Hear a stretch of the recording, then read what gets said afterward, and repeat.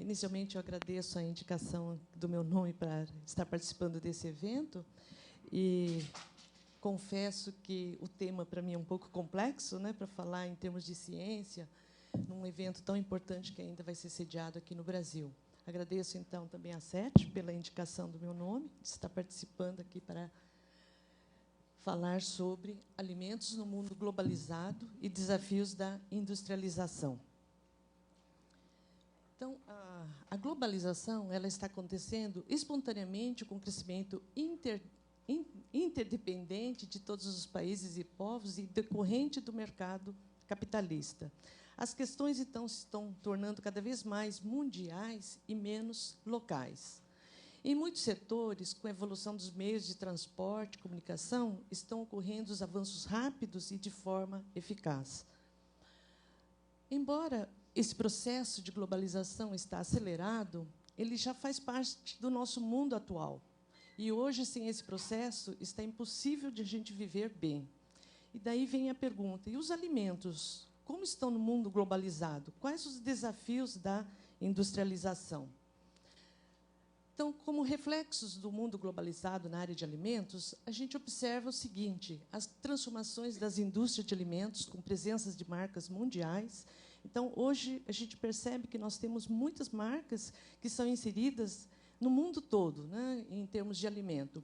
O setor agropecuário, agronegócios, em grande atividade, grande elevação, né, em termos de setor. As redes de supermercados, lanchonetes, restaurantes, food services, por exemplo, em um ano ele cresceu cerca de 12%, que é um aumento muito grande em termos de atividade, né? Nós temos também as grandes transformações e distribuições de alimentos, suprimentos. E daí viria a pergunta: como assegurar a segurança alimentar e certificação dos alimentos em uma época de tantas mudanças? O que temos feito? O que nós poderemos fazer para contribuir? Quando a gente comenta aqui em segurança alimentar, não só em termos de distribuição, mas também em termos de inocuidade do produto, né? Hoje, quando a gente consome um alimento, a gente tem que ter certeza que esse produto alimentício ele vai fazer bem para o nosso organismo, isento, né, de pontos de riscos e perigos. Os órgãos ou agências reguladoras, fiscalizadoras nacionais, estão preparados para verificar a autenticidade e segurança desses alimentos?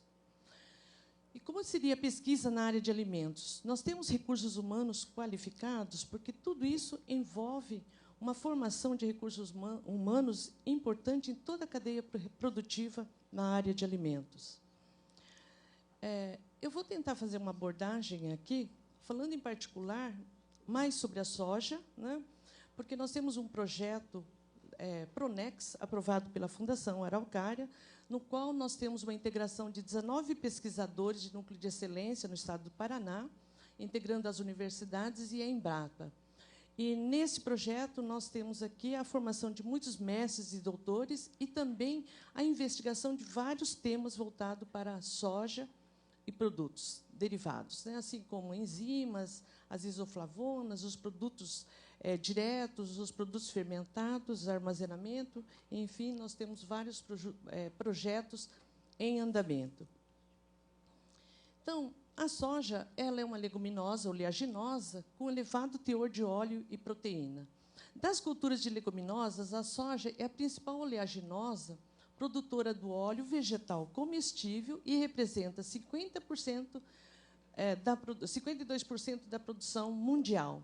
Então, observe que a soja ela contém 40% de proteína e 20% de óleo, ou seja, é uma fonte elevadíssima de proteína e óleo para finalidade alimentícia. A soja ele apresenta coloração desde o amarelo palha até marrom, verdes, com nuances de cinza e preto. Nós temos também a soja de coloração vinho e outras cores também. A forma da soja ela é variável, ela pode ser esférica, alongada ou ovalada. E também ela apresenta diversos tamanhos, né? A expansão da soja no Brasil ela está ocorrendo mais rápido do que outras culturas ou grãos. Graças a um trabalho realizado pela Embrapa Soja, que é uma instituição reconhecida internacionalmente pelo desenvolvimento de tecnologia para a cultura de soja. Então, a soja na alimentação humana ela está cada vez mais globalizada e forma de consumo ela varia amplamente entre os países ocidentais e os países orientais. O consumo direto de soja e seus produtos no Brasil ela teve um período de grande limitação de ser introduzido como forma de alimento. E isso foi devido a vários fatores, como hábitos alimentares, os off-flavors indesejáveis que a soja produzia, a dificuldade de cozimento dos grãos, as presenças de constituintes indesejáveis e antinutricionais, a falta de esclarecimento e tradição de consumo como alimento, a falta de incentivo para a elaboração de novos produtos e o desconhecimento sobre os efeitos benéficos da soja. Então, na década de 90, a soja era muito questionada para a finalidade de consumo para o lado ocidental. Todos esses aspectos eles passaram a ser abordados e, hoje, muitos já foram solucionados, né? Então, no Ocidente, a industrialização da soja ela é basicamente para óleo e proteína. Então, os grãos de soja eles produzem 72% de torta, nos quais 97% são para alimentos compostos e apenas 3% para farinhas, no qual estas farinhas são processadas para elaborarem a proteína texturizada de soja e obter também os isolados e concentrados proteicos. E esses produtos desencadeados proteicos a partir de soja são utilizados como ingredientes diversos em vários produtos alimentícios. E, por outro lado, o grão de soja produz 18% de óleo bruto, no qual nós temos dois produtos importantes, que é o óleo refinado e a lecitina. E a lecitina ele é utilizado na indústria de alimentos para diferentes finalidades, enquanto que o óleo refinado ele vai para a indústria de corpos graxos e uma parte vai para indústrias não alimentícias e a outra vai para a área de alimentos, como óleo de mesa, margarinas, hidrogenados, maioneses e molhos e etc. E hoje nós temos para a indústria não alimentícia a transformação em biodiesel. Então, a soja nos países ocidentais, ele é utilizado basicamente como óleo refinado, lecitina e produtos proteicos como farinhas, concentrados, isolados, texturizados, né, diferentes formas e cores. Então, o consumo de soja ela está diretamente relacionados com utilização como ingredientes proteicos, devido às suas propriedades funcionais que elas apresentam, como a capacidade de hidratação, absorção de água, capacidade de formação de espumas, a formação de gel e outras propriedades funcionais e tecnológicas muito importantes na elaboração de vários tipos de produtos alimentícios. Então, dos produtos proteicos, nós podemos destacar aqui farinhas e farelos desengordurados, os concentrados e os isolados. Observem o teor elevado de proteínas, 57% para as farinhas e farelos, concentrados 68% e isolados 92% de proteína de soja. Então, os avanços tecnológicos, né, de processamento, eles resultaram em produtos proteicos de soja com boas funcionalidades e excelente valor nutritivo.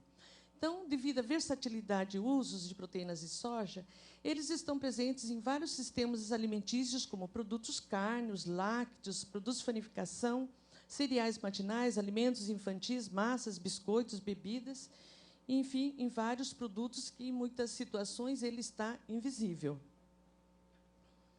Então, até a década de 90, a soja, no lado ocidental, ele foi utilizado basicamente devido ao seu elevado teor de proteína, 40% e 20% de óleo.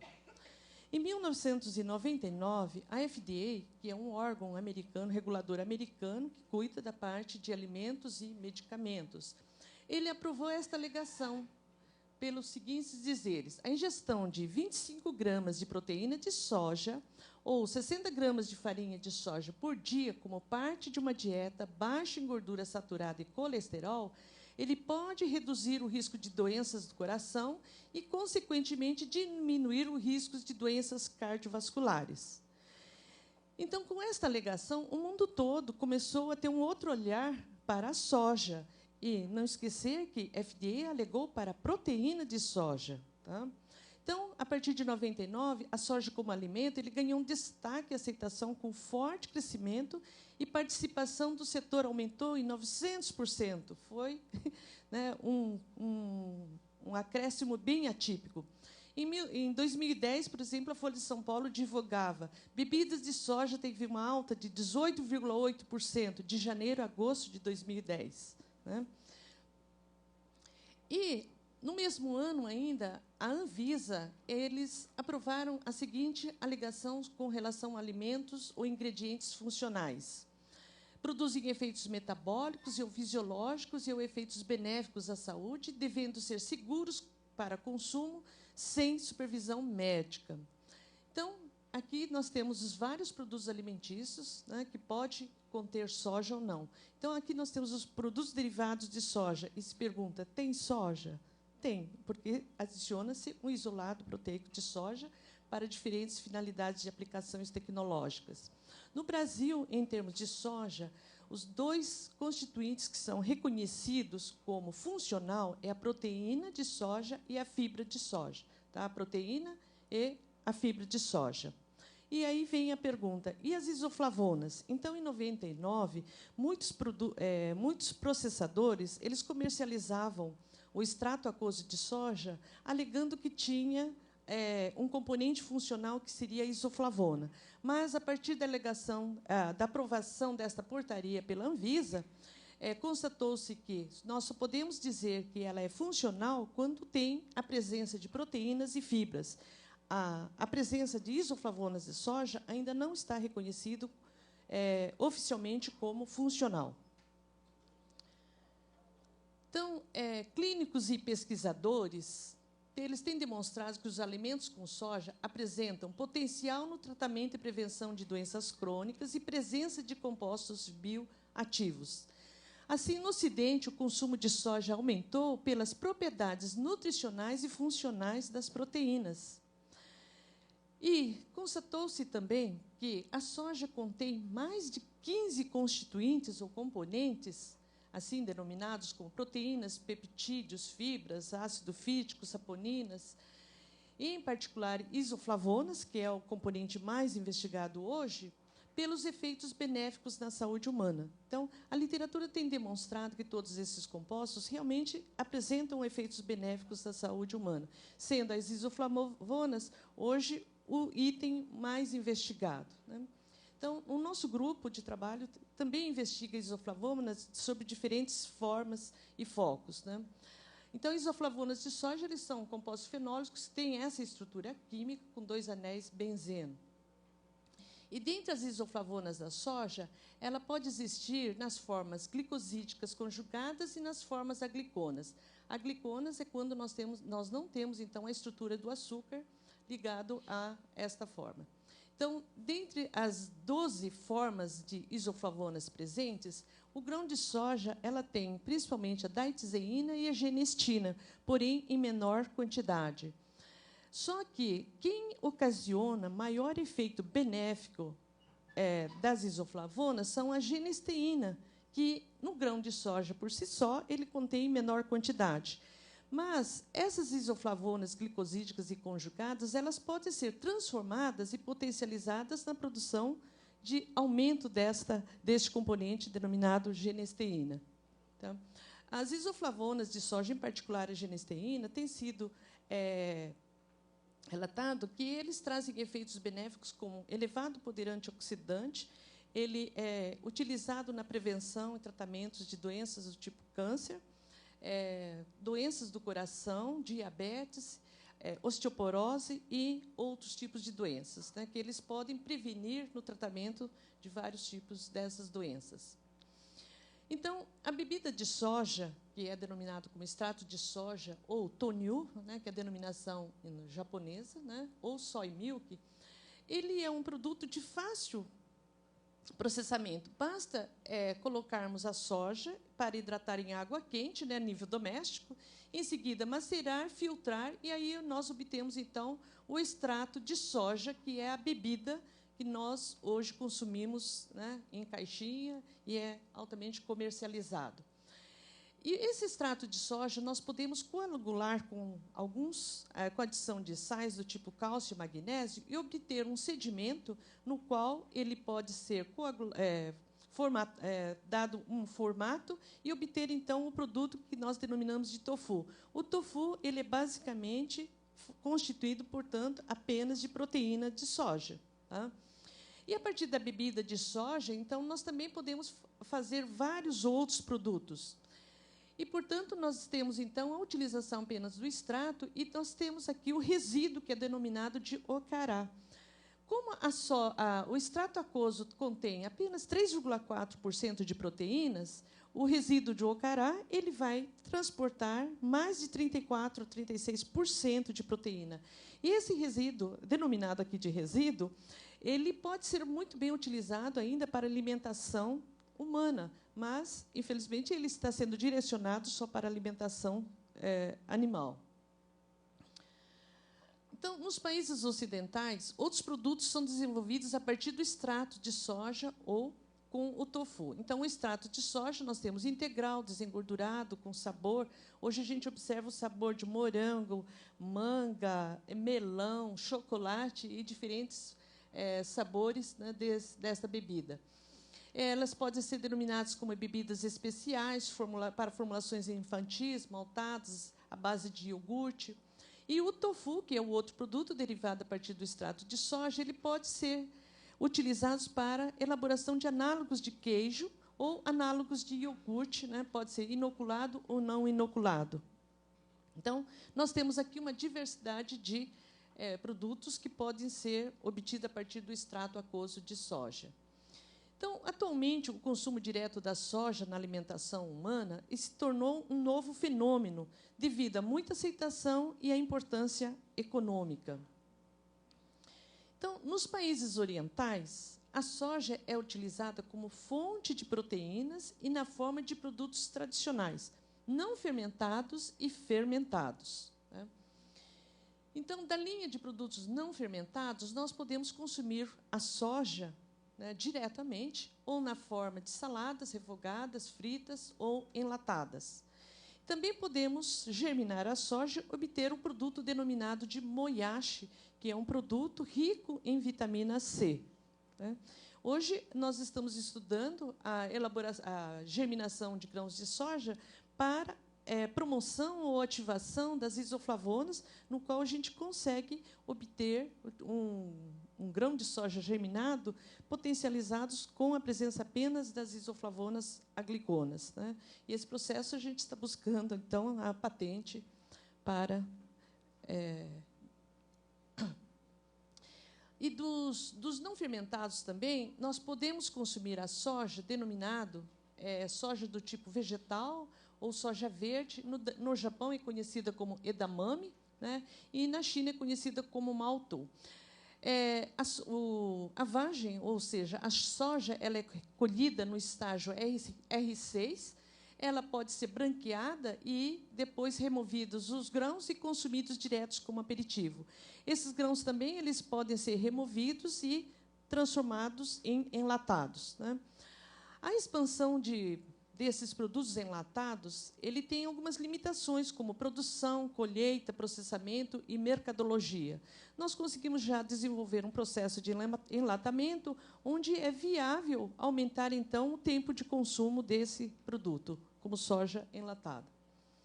Dos produtos tradicionais fermentados com soja, então, nós temos o natô, o tempê, miso e o shoyu, que são os 4 produtos tradicionais fermentados.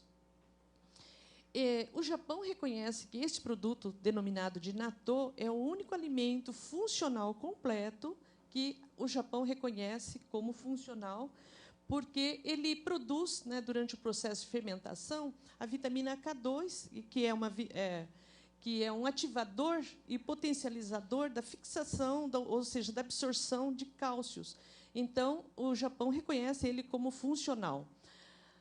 O tempê ele é um produto fermentado no qual ele é inoculado com fungo Rhizopus do tipo oligosporos, no qual é possível obter um produto a partir de grão de soja inoculação, né, do fungo e obtenção de um produto com 40% de proteína. Ele é um produto de sabor agradável, ele parece, em termos de similaridade, com um queijo tipo brie, só que apenas com a visibilidade dos grãos de soja e não de uma massa homogênea.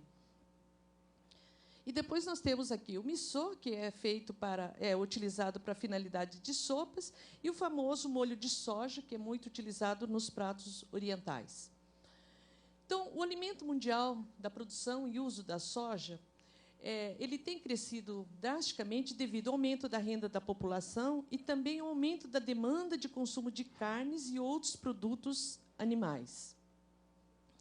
Assim, se a gente observar a evolução da produção mundial de soja em milhões de toneladas, que de 2012 para 2013, nós tivemos um crescimento de 12% da evolução da produção mundial de soja. A produção mundial de soja por país em milhões de toneladas, né? Então, nós temos Estados Unidos, América do Sul, Brasil e outros países aqui. Observem que, em setembro de 2013, a previsão é que o Brasil já vai produzir 81 milhões de toneladas. Ele deverá superar os Estados Unidos como sendo, então, o maior produtor mundial de soja. Então, o Brasil está superando esse ano, em termos de produção de grãos de soja para os Estados Unidos. Tá? A evolução do consumo mundial de soja é devido, por exemplo, a China é o maior consumidor mundial de grão de soja, ela consome 29,3% do consumo global. Ela importa 82% para o seu consumo. Então, na área do agronegócio mundial da soja, a proteína vegetal ele se expandiu drasticamente para o fornecimento da proteína de origem animal. Tá?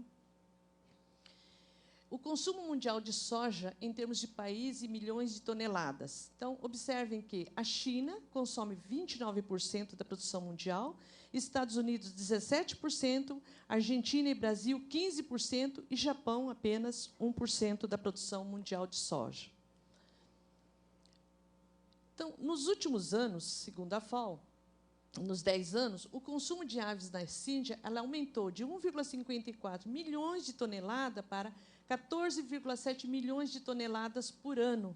O que significa? Nós precisamos, então, de aumentar a quantidade de ração para produzir este aumento elevado de aves. Né? Então, assim como a Índia, a China, Filipinas, Vietnã, Ásia, América do Sul e Europa, eles aumentaram o consumo de carnes de aves e suínos. Né?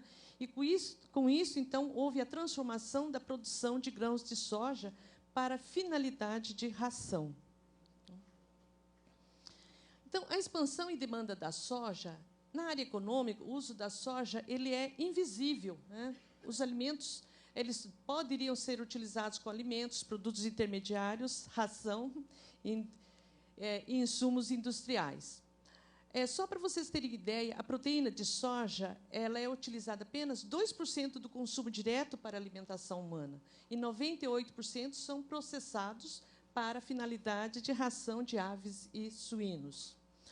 O óleo de soja, Estados Unidos, Brasil e China são os maiores consumidores de soja no mundo. A China consome 4 kg per capita, Estados Unidos 27 e Brasil 30 kg, sendo que Estados Unidos ainda usa 15% da demanda para a produção do biocombustível. Então, soja como alimento globalizado, eu acho que eu vou precisar de mais 5 minutos, tá ok? A produção mundial de soja de 258 milhões de toneladas, ele seria suficiente para fornecer 37 quilogramas de soja por habitante ou 320 litros de extratos de soja por habitante. Porém, a soja mundial ele não é de uso exclusivo para humanos. Ele é utilizado 5% para semente, 10% para alimento humano, para a produção de diferentes produtos, e 85% para processamento e finalidades de ração animal e óleo vegetal.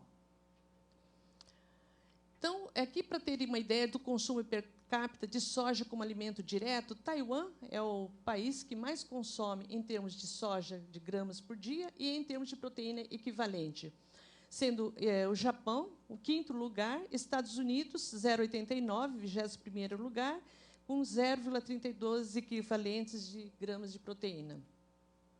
Então, os tipos de soja e versus os países. O extrato aquoso de soja ele é consumido em todos esses países aqui elencados, enquanto que no Japão, somente o Japão consome esse produto denominado natto, e a Indonésia consome esse produto fermentado denominado tempê, enquanto que Taiwan e Europa utilizam a soja como fontes de proteínas para fazerem os análogos de carnes, peixes e produtos lácteos.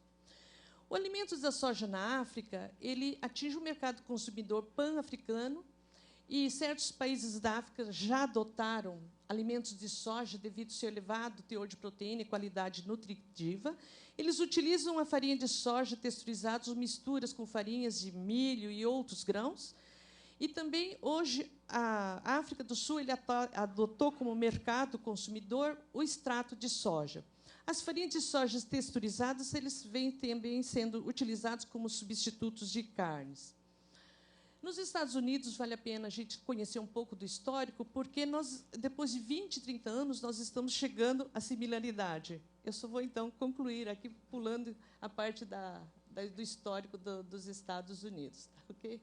Então, no Brasil, a gente já tem uma quantidade enorme de produtos derivados de soja, né, comercialmente disponíveis em vários locais.